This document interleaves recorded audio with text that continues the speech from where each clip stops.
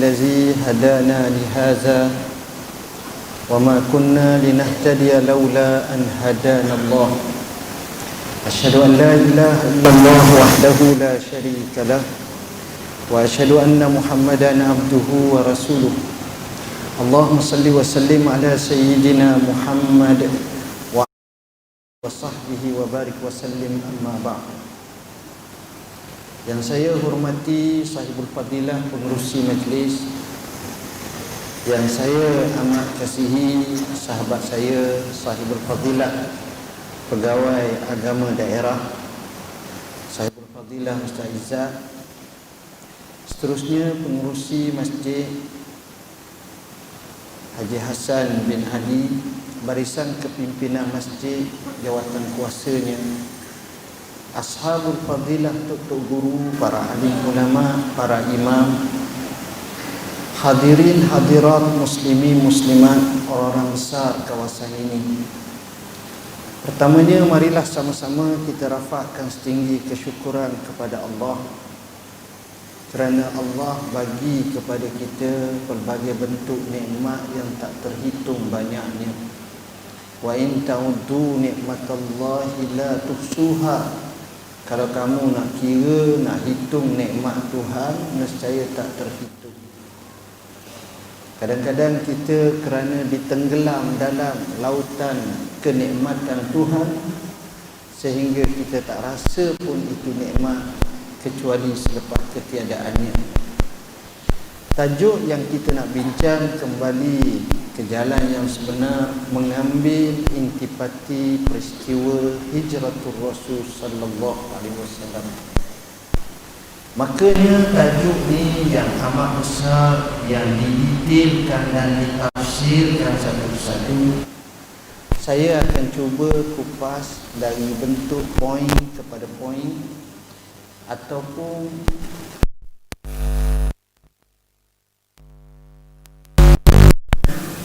kemudian kita cuba selami dalam sebuah kehidupan kita, agar ianya bersifat wakili atau realiti, dan bukan semata-mata kita sebagai penonton yang melihat peristiwa demi peristiwa, tetapi kita tidak ada sebarang aksi atau tindakan untuk sama-sama berhijrah yang sebagaimana yang telah dilakukan oleh Rasulullah sallallahu alaihi wasallam.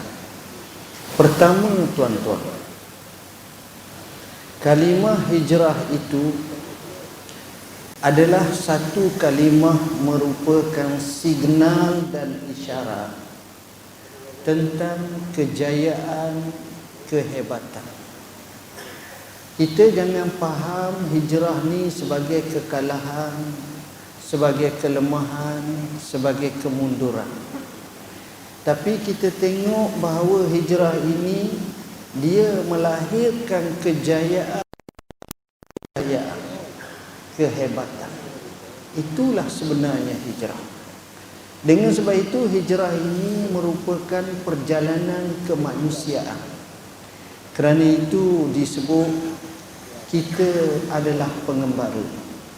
Dunia adalah tempat pengembaraan, satu perjalanan yang akan menuju kepada destinasi yang kita mahukan. Hijrah ini merupakan sunnatul anbiya wal mursalin. Hijrah ini perlu dipupuk, perlu difahami dengan sebaik mungkin, agar kita tidak memandang enteng dan kita merasakan hijrah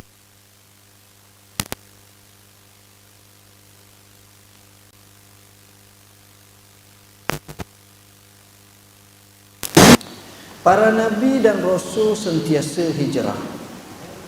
Nabi Ibrahim daripada Babil hijrah sampai ke Al-Khalil, Palestin.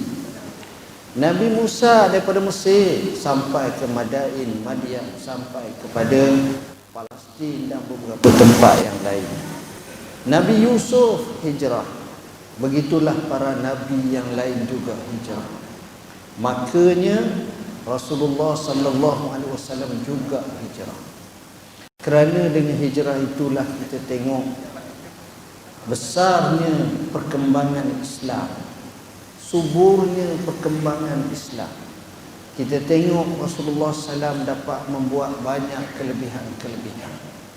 Kerana itu, maka kita tanya diri kita, apakah kita juga mahu berhijrah ataupun tidak? Tuan-tuan, saya contoh betapa ramainya sahabat-sahabat kita daripada Kemboja yang datang ke Malaysia pada awal 70-an. Tapi kita tengok dengan hijrah, mereka berjaya membina empayar perniagaan. Walaupun pada asalnya mereka pikul kain atas kepala je, junjung. Kemudian akhirnya mereka berjaya.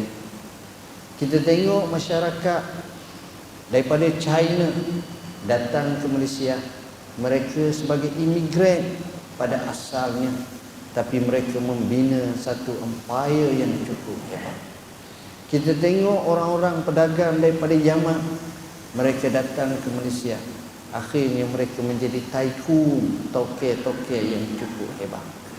Begitulah di tempat-tempat yang lain pun sama. Di hadapan mata, hijrah menunjukkan betapa mereka berjaya dengan cemerlang. Kedua, Rasulullah sallallahu alaihi wasallam dalam melaksanakan hijrah, baginda tidak hijrah semata-mata dengan kerana hijrah, tetapi dia mendapat keizinan Tuhan. Sebab itu bila dibahasakan, Nabi menyebut kepada Abu Bakar, innallaha qad azina li bil hijrah, sesungguhnya Allah izin bagiku untuk berhijrah.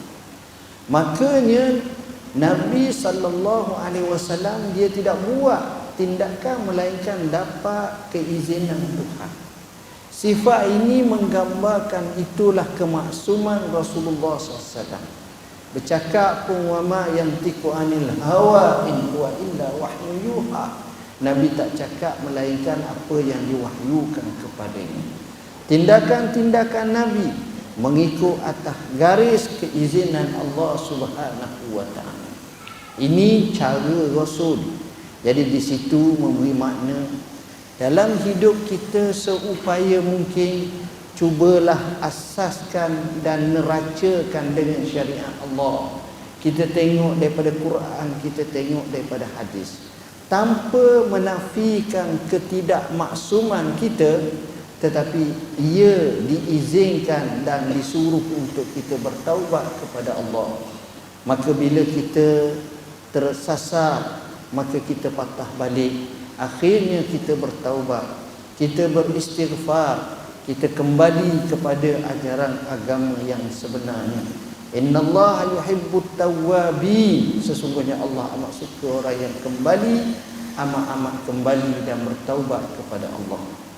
Ketiga, tuan-tuan, bila mana Rasulullah sallallahu alaihi wasallam mahu hijrah, maka Rasulullah telah bertemu dengan Abu Bakar. Dia pergi rumah Abu Bakar. Bila dia pergi rumah Abu Bakar, dia bercakap dengan Abu Bakar. Makanya Abu Bakar menjawab dengan satu kalimah, as-suhbatu ya Rasulullah, saya nak bersahabat denganmu ya Rasulullah. Di sini perkataan sahabat merupakan satu perkataan yang cukup tinggi nilai dan istimewa. Kita punya ramai kawan, tapi kita punya sedikit sahabat. Kerana sifat sahabat masa sukar, masa susah, masa sakit, masa tribulasi, masa mehnah, masa ujian. Maka sahabat seperti inilah yang mana itulah hakikat sahabat. Abu Bakar, bila mana Rasulullah menyampaikan hal ini kepadanya, dia jawab nak bersahabat dengan Rasulullah. Tuan-tuan, apa makna jawapan Abu Bakar itu? Kalau saya katakan kepada tuan-tuan, jom kita ke Kuala Lumpur, kita pergilah Zoo Negara, Muzium Negara, kita pergilah Muzium Kesenian Islam. Tuan-tuan kata okey, saya pergi itu sama-sama. Maka kita gambarkan bahawa kita dapat keseronokan, kita dapat ini. Sebaliknya, hijrah Nabi ni maknanya kalau kamu sanggup hijrah dengan Nabi dan kamu sanggup untuk bersahabat dengan Nabi, maknanya kamu telah merisikokan diri kamu untuk dibunuh. Kamu telah merisikokan untuk diri kamu dibunuh. Itu tanda Abu Bakar hebat. Dia tinggalkan yang itu. Dia sanggup. Sebab itu saya kata sahabat ni cukup mahal. Justru dapat sahabat yang lain baik, peganglah dia. Kita jadikan isteri kita sebagai sahabat dulu. Kalau dengan isteri pun huru-hara, dengan suami pun huru-hara, payah. Kita bina dulu. Kita jadikan anak-anak kita, kita jadikan kaum keluarga kita biar akrab dan intim. Kemudian selepas daripada itu kita lebarkan kepada yang lain. Sahabat, siapakah sahabat yang paling baik? Sahabat yang jamu makan kat kita. Sahabat yang tunjuk modal ataupun peluang perniagaan. Sahabat yang buka jalan kepada kita akan kehidupan ini. Jawapannya tidak. Sahabat yang terbaik sebagaimana yang disebut oleh Ibnu Athaillah Sakandari dalam kitabnya Hikam, ada dua. Sebagaimana dinyatakan, khairu man tashabu man yadulluka 'ala Allahi maqaluhu wa yunhiduka haluhu. Itulah sahabat sebenarnya. Sahabat yang paling baik, sahabat yang patut kamu rakankan dengan dia, kamu bersahabat dengan dia ialah sahabat ini di mana dia menunjuk cakapnya kepada Allah, dia tunjuk kamu kepada Allah. Dia tunjuk kita ni kalau bincang bab dunia tak selesai, tuan-tuan. Kita kalau bincang bab pekerjaan tak selesai, bab dapatan tak selesai, peluang pekerjaan, perniagaan, seronok kita cerita. Tapi dalam seronok dan hidup itu ada orang bagi tahu, saudara, bagaimana kita dengan Tuhan. Berapa ramai orang yang telah terlalai atau terghaflah dalam kehidupannya, mengakibatkan dia terlupa untuk berhenti sejenak, tawakuf dalam kehidupan, kembali kepada Tuhan. Tuan-tuan, kita tengok, kita pergi Mekah, kita buat salah satu daripada rukun haji tu namanya wukuf di Arafah. Asal wukuf di Arafah ni, tuan-tuan, kosong. Kosong. Pokok tak ada, kemah tak ada. Dia panggil zaman dulu padang Arafah. 30 tahun baru ni baru ada pokok di tanah. Dulu tak ada. Kosong. Jadi bila sebut wukuf di Arafah, saat kita sibuk di Mekah, duduk makan, duduk minum, kita pergi satu tempat di padang yang kosong, kita tawajuh munajat pada Tuhan, kita hentikan seketika dalam fasa kehidupan kita untuk kembali kepada Tuhan. Maka begitulah sahabat yang baik. Dia boleh tunjuk kita. Dia ajak kita, dia pimpin tangan kita, menyebabkan kita ingat ke Allah. Tuan-tuan, kadang-kadang ada sahabat kita cakap, saudara Ji, lama kita tak ke masjid, jom kita ke masjid. Berapa ramai di kalangan kita tak ambil peluang mengaji pada waktu cuti. Contohnya kuliah duha pada hari Sabtu atau hari Ahad. Kadang-kadang orang tu terlupa. Tapi bila kawan dia ajak, kawan dia kata, jomlah, ajaklah anak isteri pergi. Dia pun ajak anak isteri dia pergi. Bila dia ajak anak isteri dia pergi belajar, dia rasa satu kelainan. Sehingga akhirnya dia kata, Allah, kenapa baru sekarang aku bertemu macam ni? Umur dah 54, kalau 34 boleh tahan lagi, 54 tu mujur. Yang hak tak sedar tu siapa kesudah? Belajar tak ada, ilmu tak ada, masjid tak ada, surau tak ada.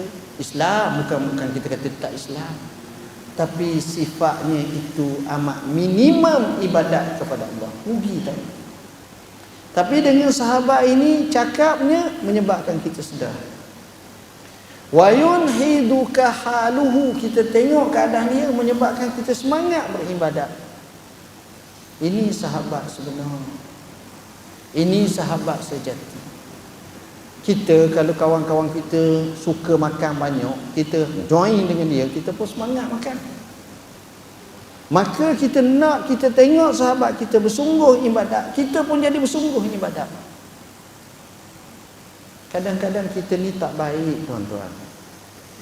Tapi bila kita duduk dalam satu situasi yang baik, keadaan yang baik, kita pun jadi baik. Saya ni tuan-tuan, bukanlah baik sangat. Tapi saya bagi tahu kat tuan-tuan, saya pernah pergi nak semayang subuh pukul 2.30. Mana ada sini semayang pukul 2.30? Mana baik tak saya? Baik lah. 2.30 saya pergi semayang subuh. Ceritanya di mana? Masa duduk Mekah, duduk Madinah. Turun di hotel pukul 2.30. Saya rasa saya lah paling baik sekali sebab pukul 2.30 saya pergi semayang subuh. Tapi tuan-tuan, masuk masjid Nabi, beribu orang ada dalam masjid. La ilaha illallah. Aku ingat aku lebih dah. Tengok. Kenapa? Sebab suasana di situ, keadaan di situ menyebabkan kita jadi semangat nak ibadat. Makanya begitulah kita nak sahabat-sahabat kita ni ajak kita tengok dia, kita semangat beribadah. Inilah sahabat. Dan poin yang ketiga, yang keempat saya nak sebut. Di sini jelas menunjukkan kehebatan Abu Bakar. Abu Bakar, tuan-tuan, sosok tubuh yang mana mempunyai nilai yang paling hebat. Macam mana kita nak lahirkan Abu Bakar kedua? Tokoh yang luar biasa, yang hatinya Islam, darahnya Islam, kulitnya Islam, dagingnya Islam, pemikirannya Islam, cintakan Allah dan Rasul. Rasulullah SAW dalam manaqib Abu Bakar sebut banyak hadis tentang kelebihan Abu Bakar. Saya sebutlah 2-3 hadis. Kata Nabi SAW, "Law wuzina imanu Abi Bakrin bi imani hadhihi al-ummah, la rajaha imanu Abi Bakrin." Kalaulah iman Abu Bakar tu ditimbang dengan iman umat ni semua, iman Abu Bakar lebih banyak, berat lagi.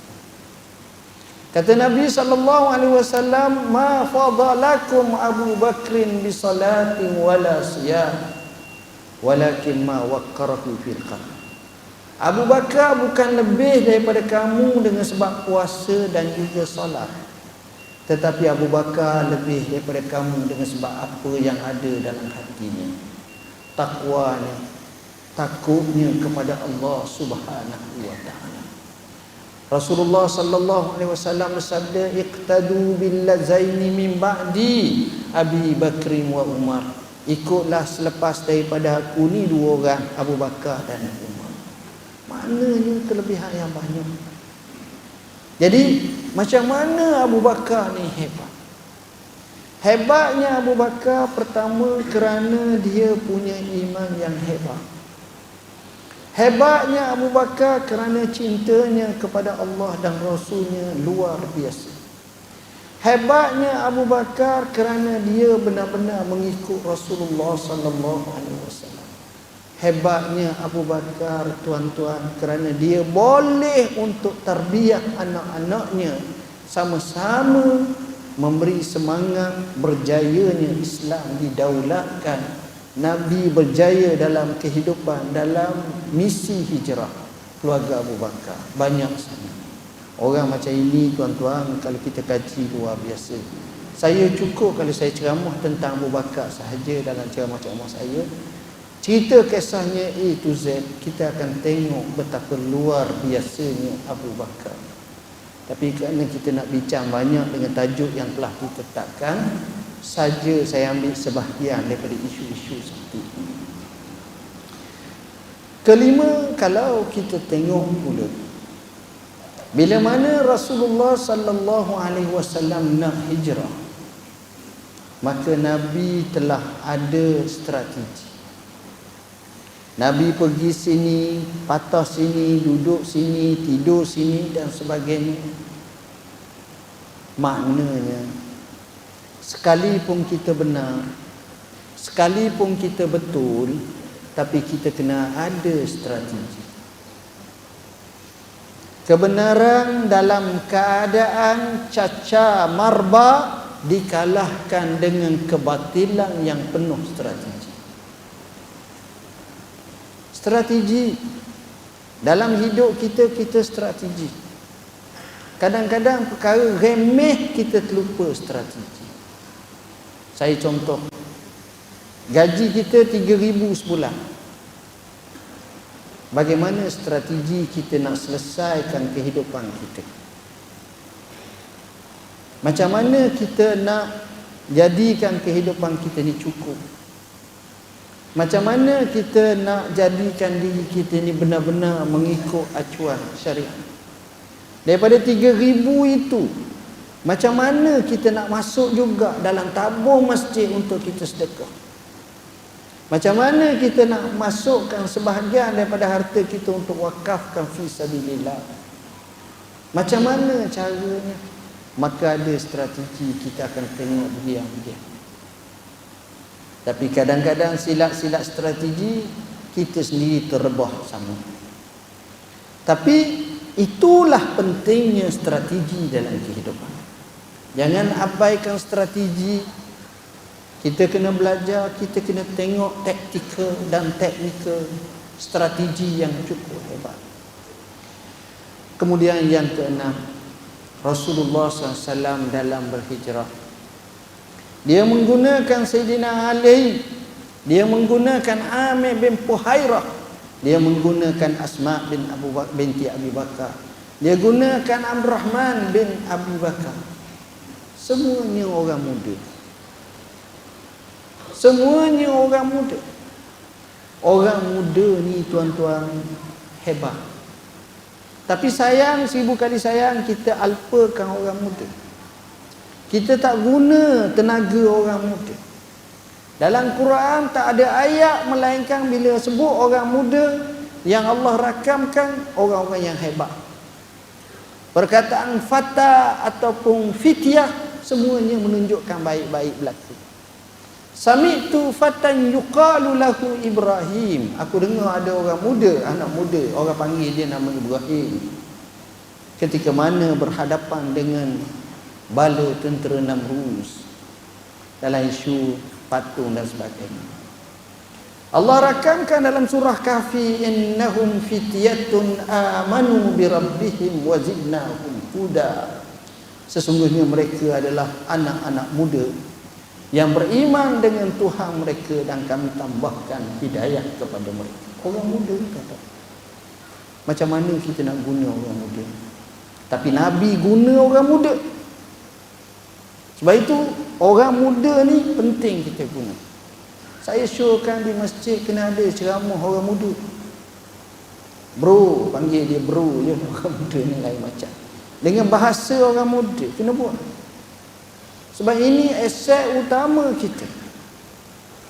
Sementara lagi orang muda dimasukkan dengan akhlak yang tinggi, maka bangsa tersebut dan tamadun akan kukuh menapak. Tapi bila rosak orang muda, itu tanda alamat jatuhnya bangsa tamadun sesebuah negara. Kata Syauqi, seorang penyair atau amirus syu'ara Mesir, innamal umamu akhlaquhum ma bakiyat fa iza zahabat humu zahabu. Sesungguhnya umat itu akan menjadi hebat tak kala akhlak mereka masih berbaki. Bila mana hilang dan tak ada akhlak, maka runtuhlah bangsa dan ummah tersebut. Ini orang muda. Kita kena isi orang muda dengan ilmu, dengan semangat, dengan kebijaksanaan, dengan kekuatan dan sebagainya, supaya anak-anak muda ini jauh cemerlang. Dia tidak membuang masa. Dan sebab itu orang-orang hebat kata, bagi pada aku 10 anak muda, aku boleh goncangkan negara. Kenapa? Kerana nilai anak muda itu cukup hebat, tapi kita tidak mengambil manfaat dan faedah. Rugi sayang, amat rugi dan sayang sama sekali. Poin yang seterusnya, Rasulullah sallallahu alaihi wasallam dalam masa berhijrah, Nabi telah singgah di Gua Sur. Ringkas ceritanya, Gua Sur ni atasnya terbuka, tuan-tuan. Boleh muat tak ramai 2-3 orang sahaja. Dalam keadaan macam itu, datang orang kafir Quraisy sampai naik ke atas Gua Sur. Maka berkata Abu Bakar dalam gua ni, wallahi law ra'a ahaduhum tahta qadamaihi la ra'ana. Demi Allah, kalaulah seorang daripada mereka itu tengok di bawah tapak kakinya, dia akan nampak kami. Dia akan nampak kami. Tak payah mengendak, tengok dia nampak. Abu Bakar mengambil hukum dunia. Abu Bakar mengambil hukum alam. Abu Bakar mengambil hukum sebab tengok nampak.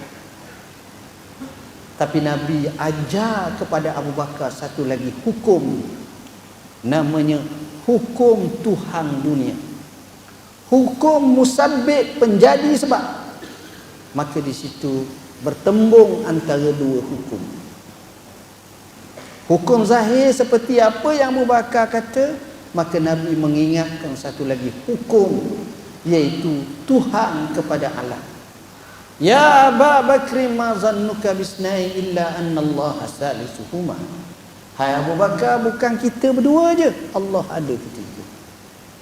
Macam mana nak mengadakan Allah? Allah tu ada dah, tapi nak adakan dalam kehidupan kita.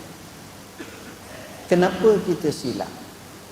Kerana kita terlupa Tuhan. Kita merasa Tuhan tak ada.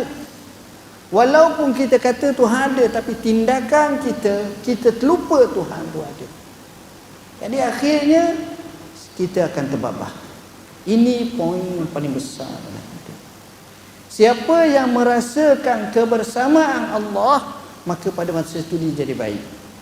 Dia terpimpin, dia terarah, dia terpandu, dia akan menjadi amat baik. Tapi bila Tuhan tak ada, payah. Tuhan ada tak ada ni tuan-tuan, bukan kita cakap Tuhan ada. Bukan kita cakap bahawa Tuhan tu ada, dan bukan kita berkata kita ni sembahyang menunjukkan Tuhan tu ada, bukan begitu. Saya kisahkan satu kisah. Seorang lelaki Arab berkahwin. Dia kaya.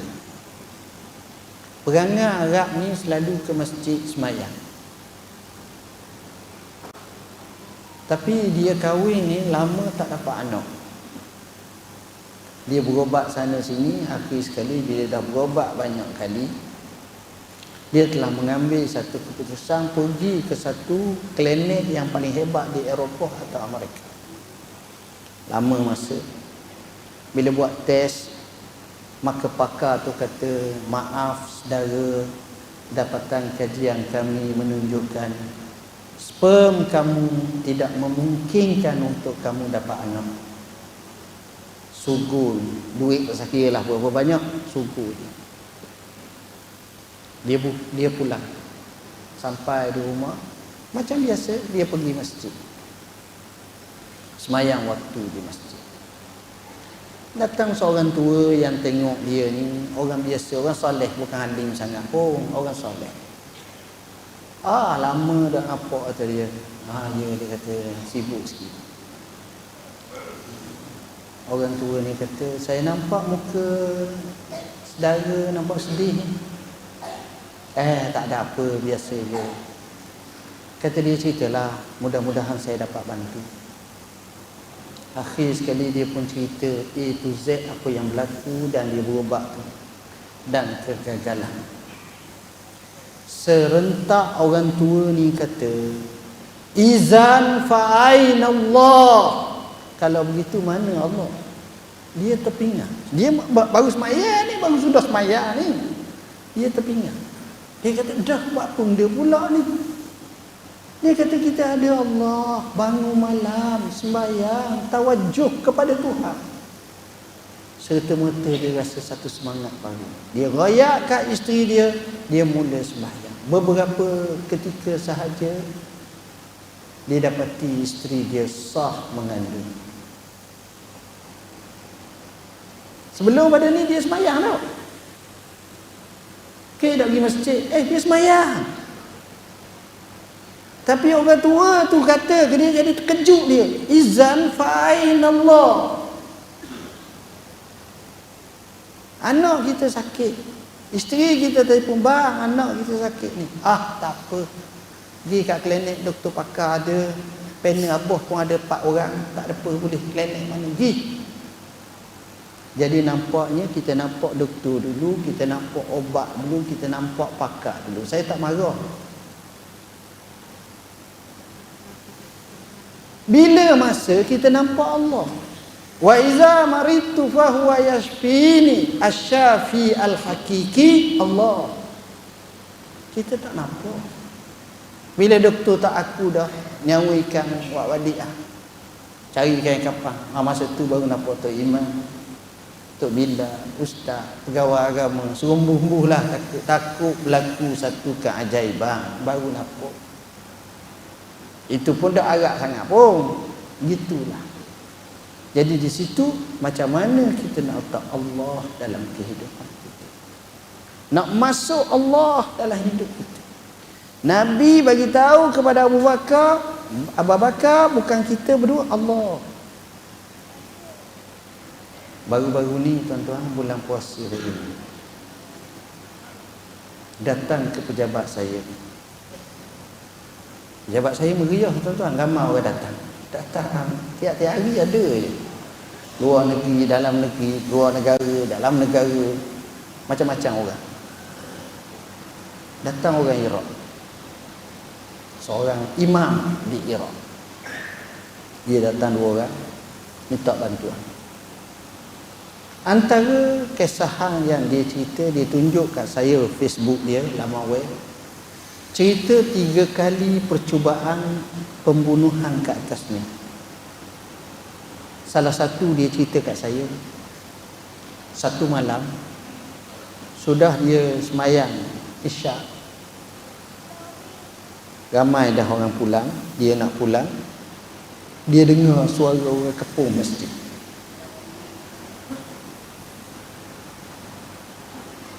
Kemudian orang padang ni, dia tahu dah ni mesti orang nak bunuh. Kemudian masuk masjid, tembok rambang. Sudah tembok rambang, cari dia.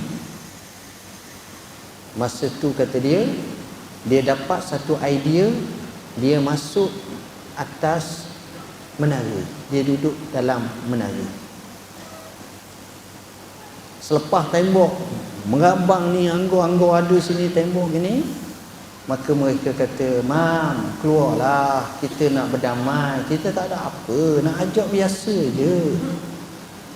Selepas peluru beratus-ratus dia lepaskan. Sedang dia bercakap, saya tanya dia satu soalan. Saya kata, "Saudara, aku nak tanya mula, apa perasaanmu ketika mana kamu duduk dalam menara tu dan masa tu orang sedang tembok, apa perasaanmu?" Dia jawab, "Perasaanku ketika itu, aku teringat apa yang berlaku kepada Rasulullah SAW dan Abu Bakar dalam Gua Sur.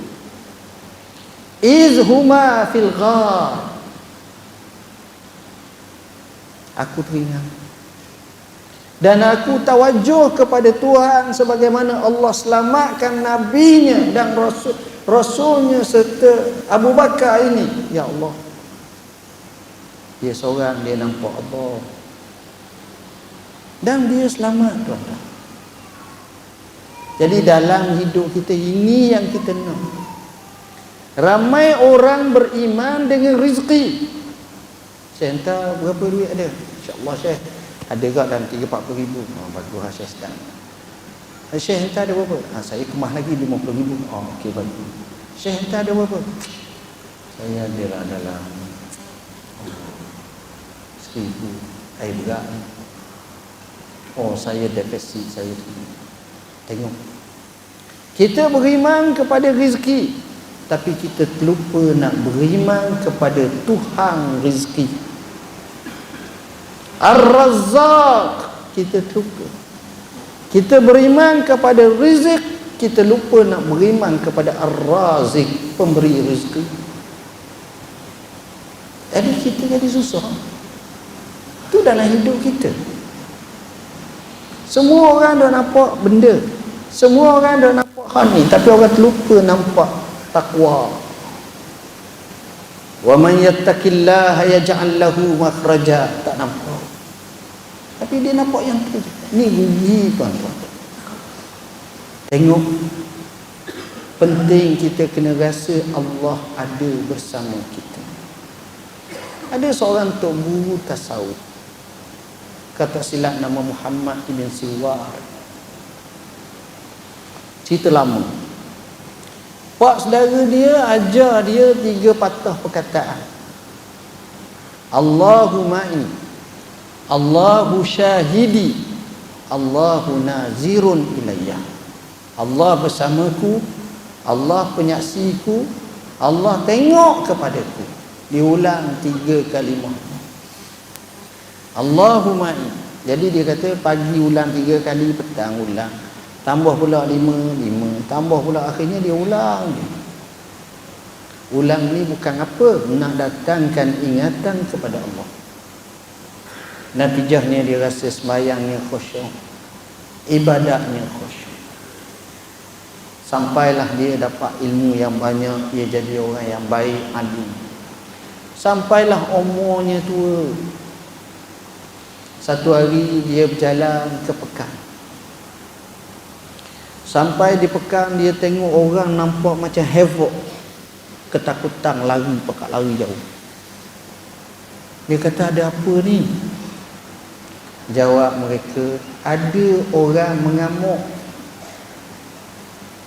Tengok-tengok ada seorang lelaki mengamuk, pegang seorang anak perempuan, letak mata pisau pada leher.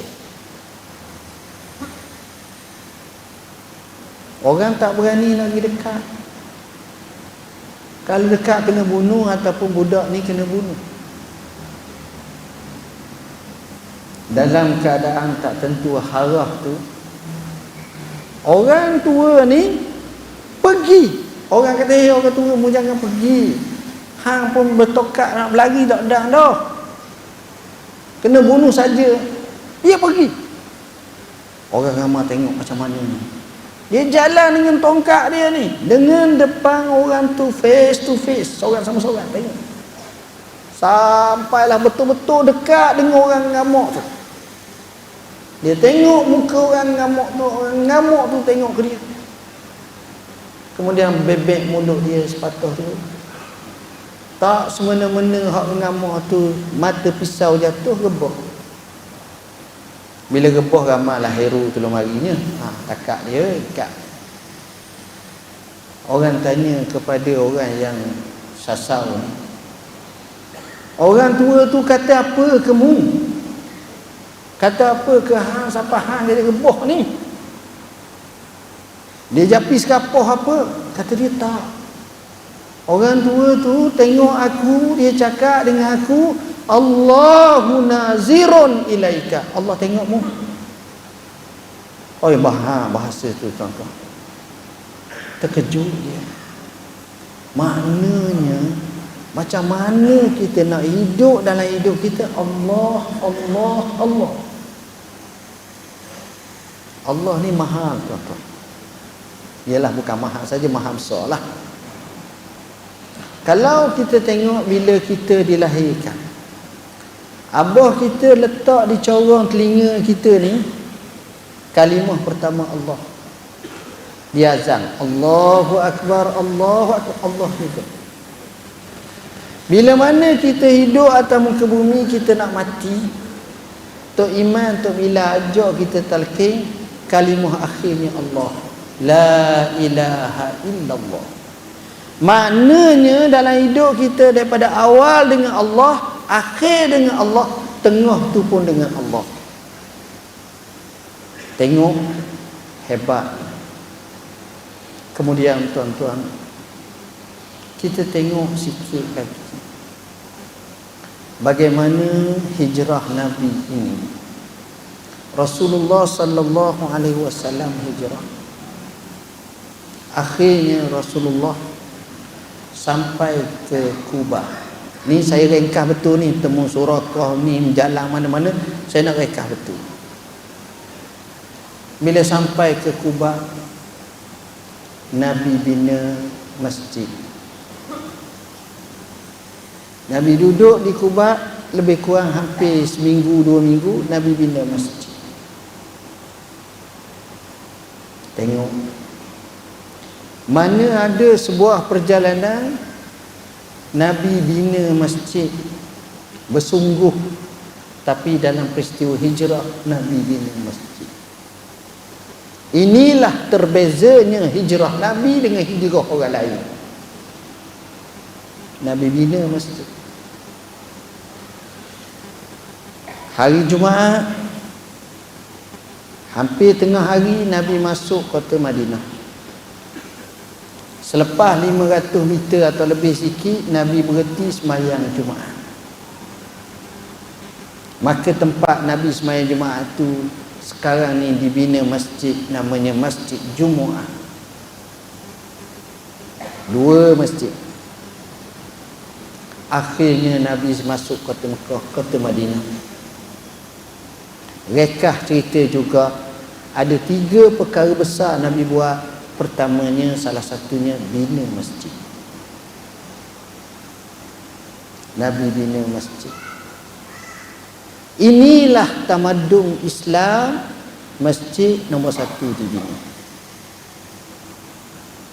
Dia pelik. Tempat yang hebat, pembangunan taat kepada masjid. Contohnya Mekah, tuan-tuan.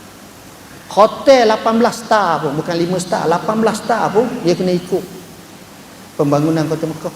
Kalau kata Mekah nak bangun lagi, maksudnya Masjid Haram tu, dia kena lari. Kita dah tengok gahnya Masjid Nabi begitu, pakat keliling semua masjid. Nabi bila nak bina masjid, dia cari tanah. Dia nampak kabilah Bani Najjar, dia tengok tanah. Tanah yang Nabi tengok tu sekarang ni kok dekat dengan Raudah lah. Situlah Raudah yang masuk situ, kawasan depan tu. Besar tu je, tak besar mana. Nabi nak tanah. Tengok-tengok tanah tu milik 2 anak yatim. Bila 2 anak yatim, Nabi kata, saya nak tanah. 2 anak yatim tu kata, ambil saja je lah ya Rasulullah. Rasulullah kata, tidak, saminuni. Nabi suruh value, nilai harga tanah. Bila sudah dinilai harga tanah, Abu Bakar terus ambil duit dia, terus bayar. Dengan sebab itu kata ulama, wallahi, mana-mana orang Islam di atas muka bumi ini datang ke Masjidin Nabawi, tidak dia sujud satu sujud kecuali aset pahala kepada Abu Bakar tetap ada. Tengok, sebab dia bina masjid. Hebat. Kita kalau kita tengok orang-orang macam ni, kita rasa sedikit, Allah, bagus mereka. Saya pergi ke sebuah masjid di wilayah Persekutuan, kata silap. Seorang tu cerita kat saya, dia cerita, masjid ni tu hebat. Orang tukang bina seorang. Tanah dia, masjid dia bina. Siap. Bila masjid nak siap ni, dia nak bina. Masjid tu besar macam besar ni lah, mungkin besar sikit lagi. Bila nak siap, nak tentu hala kiblat, maka dia datang. Masa tu umurnya tua. Dia datang pula dengan ambulans, pakar pula alat stretcher dengan alat ni, uzur. Bila mana sudah diukur kiblat, masing-masing angkat tangan doa, dia pun angkat tangan, dan orang tengok air mata dia menitis. Masjid siap, dia mati. Sekali sujud pun tak pernah sujud dalam masjid tu. Tapi tuan-tuan, tengok aset akhirat dia, pahala berjalan. Orang semayang macam orang gini ramai, hari Jumaat ramai, pahala bina masjid. Kita pun patut macam tu. Dan bukan mesti bina sahaja, tuan-tuan. Bina imarah, biar masjid itu mesra kepada orang ramai. Masjid ni jadi betul-betul tempat orang belajar, orang mengaji, orang menyelesaikan masalah. Sebagaimana yang disebut, ada 6 tugasan utama masjid. Bukan satu, bukan semayang je. Tengok dia dapat. Poin yang seterusnya ialah Rasulullah sallallahu alaihi wasallam bila sampai kota Madinah, Nabi sengaja lepas unta dia. Unta dia nama Qaswa. Nabi lepas. Orang lain pakai nak pegang kain tali keng kuda unta Rasulullah, nak ajak pergi rumah masing-masing. Nabi kata, "Da'ha fa innaha ma'murah." Lepas. Unta ni telah diperintah kat mana dia nak parking. Pakat tengok. Unta ni berjalan. Akhirnya unta ni berhenti betul-betul di rumah Abu Ayyub Al-Ansari. Tuan-tuan, kenapa dia berhenti rumah Abu Ayyub? Dia tak berhenti rumah Sa'ad, pemimpin Aus dan Khazraj. Dia berhenti rumah Abu Ayyub Al-Ansari. Sebabnya sejarah 1000 tahun sebelum itu, orang Yaman selalu berniaga ke Syam. Jadi mereka berhenti kat Yasrib, kat Madinah. Kadang-kadang yang datang tu berniaga tu termasuklah anak-anak raja. Kebetulan satu zaman tu anak raja ni sampai ke Madinah, tengok perempuan Madinah ni comel, nak ngorak. Entah macam mana cara tak betul, orang Arab marah bunuh budak ni, anak ni. Apa lagi jadi havoc besar. Nyampai kepada Raja Yaman. Ni cerita ni sebelum Abrahah lagi ni, cerita 1000 tahun dulu dah, 1 tahun dah. Apa lagi Raja Yaman sedia pasukan tentera besar perang dengan orang Madinah. Zaman dulu nak perang, dia tak boleh perang malam sebab api tak ada. Jadi perang tu siang hari je. Dia tanya, mu nak perang pukul apa, Syekh? Dia kata pukul 8. Awal nak, Syekh, dah adang yang nak buang air ni. Dah pukul apa? 9.30, 10. Okey, 10. Begitulah dia ada cara dia nafiri masa perang. Sampai petang, berehat dulu, esok pula sambung. Tu cara perang zaman dulu. Mula-mula gitulah caranya. Peliknya, bila perang ni dak kalah dak menang, orang Madinah tahan. Sampai waktu malam, orang Madinah ni hantar makanan kepada musuh perang dia, hantar obat-obatan. Jadi mereka ni takut nak makan, takut gacung. Bimbang juga. Tapi dah lapar sangat, makan okey. Oh, makan sedap. Obat-obat pun tak. Esok lawan pula. Malam esok tu lepas tu lagi. Raja ni jadi confused. Mana pula aku perang lama dah tak ada orang batu macam ni. Musuh sendiri batu ni, kenapa benda ni? Panggil padri, sebab puak-puak tu agama Yahudi Kristian dulu. Tengok dalam kitab ni tempat benda apa ni, pelik sangat. Cek. Dia kata inilah mahjar Nabi akhir zaman, tempat hijrah Nabi akhir zaman. Maka raja ni pun kata, kita berdamai dengan penduduk ni, pelik. Raja ni kata, aku nak sumbangkan satu rumah, mudah-mudahan rumah ni Nabi akhir zaman tu duduk sini. Kebetulan pada masa Nabi datang tu, rumah tu milik Abu Ayyub Al-Ansari. Jadi bukan makna kebetulan, lang tu memang tak betul dah, belok semua.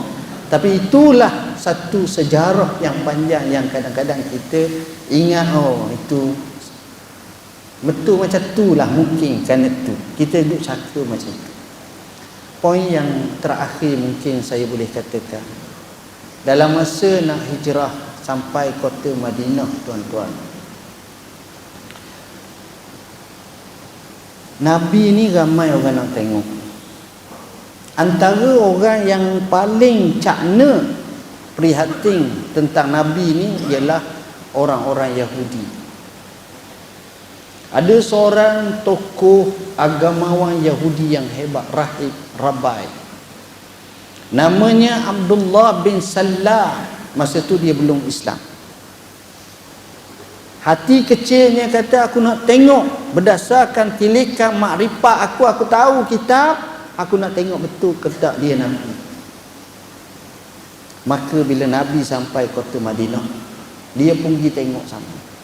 Dia kata, aku menyelinap, aku pakai kelubung, aku pergi sehingga aku benar-benar rapat dengan Rasulullah SAW. Dan aku tengok muka Rasulullah. Bila aku tengok muka Rasulullah, aku terkejut. Hati kecilku berkata, araftu annahu laisa biwajhin kazib. Aku tahu muka ni bukan muka dusta. Kita kadang-kadang orang bawa ke mahkamah, dia pakai serban ke, pakai piah. Mu jangan percaya tu, nampak toya tu ngedor dadah 14 kilo tu. Tengok. Kan susah gitu. Tapi Nabi ni muka dia sendiri pun bukan muka dusta. Itu hebat. Jadi muka benar. Kita nak kita ni orang yang benar. Dan Nabi bila dia nasihat 4 perkara. Ayyuhan nas, afshus salam, wa at'imut ta'am, wasilul arham, wa sallu bil laili wan nasu niyam, tadkhulul jannata bisalam. Yang ini saya bekalkan kepada anda semua nasihat Nabi, kita pakat beramal. Hai manusia, sebarkanlah salam. Bukan payah sangat. Assalamualaikum warahmatullahi wabarakatuh. Assalamualaikum. Sebarkan salam. Jamu orang. Wa'atimut ta'am. Sikit cara sikit, banyak cara banyak. Kerana jamu orang ni kesannya cukup besar. Menyebabkan kita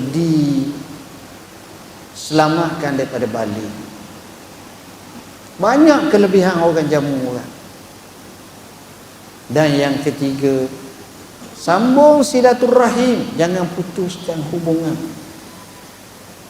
Yang keempat, solatlah pada waktu malam tak kala manusia sedang tidur, kerana kamu akan dapat masuk syurga Allah dengan sejahtera. Kalau kita boleh buat macam tu, nikmat yang besar bagi kita. Jadi saya rasa sekadar itulah yang dapat saya sampaikan. Hampir sejam dah ceramah ni. Jadi saya pun tak naklah panjang sangat ceramah, kerana jauh lagi perjalanan. Cuma apa yang saya ceramah ni banyak ada dalam buku Fiqh Hijrah. Tuan-tuan boleh baca dan hafal. Dan apa yang kita sebut tentang hati ini kita boleh bincang dalam Al-Ihkam, Syarah Hikam, 2 jilid. Dan berkenaan dengan hadis ni kita telah syarah dalam Al-Kafi, yang ini pun banyak isu-isunya. Dan untuk anak-anak kita, saya rasa sesuai kita hadiahkan kepada mereka buku berkenaan tinta nasihat untuk ilmu, macam mana muzakarah, macam mana mengapa, dan juga adab-adab untuk ilmu. Ditambah dengan kalau nak tanya saya tak payah tanya, baca je buku Q&A, soal jawab agama, maka semuanya ada di belakang sana. Saya rasa sekadar itulah dulu yang dapat saya sampaikan. Cuma ada 2 perkara. Yang pertama, saya minta maaf lah, seterus ni saya tunggu balik dulu. Saya tak semayang dah, saya semayang dah. Jadi semayang dah tadi, jadi saya tu nak minta izin nak balik. Dan saya doakan tuan-tuan berjaya dalam hidup, kita semua diberi kebaikan dunia dan akhirat. Bismillahirrahmanirrahim. Allahumma faqihna fid din, allimna at-ta'wil. Allahumma ja'alna minal ladzina yastami'una al-qawla fayattabi'una ahsana. Allahumma inna nas'aluka al-huda wat-tuqa wal-'afafa wal-ghina. Allahumma inna nas'aluka ya Allah an tuyassira umurana. Allahumma inna na'udzubika min jahdil bala wa darakis syaqa wa su'il qada wa syamatatil a'da. Allahumma inna na'udzubika minal fitani ma zahara minha wa ma batan. Allahumma astur uyubana, Allahumma astur awratina wa amir rawatina. Allahumma rabbana atina fid dunya hasanah wa fil akhirati hasanatan wa qina azabannar. Allahumma rabbana hab lana min azwajina wa dhurriyyatina qurrata a'yun waj'alna lil muttaqina imama. Wa sallallahu ala sayyidina Muhammadin wa ala alihi wa sahbihi wasallam. Walhamdulillahirabbil alamin. Wassalamu alaikum warahmatullahi wabarakatuh.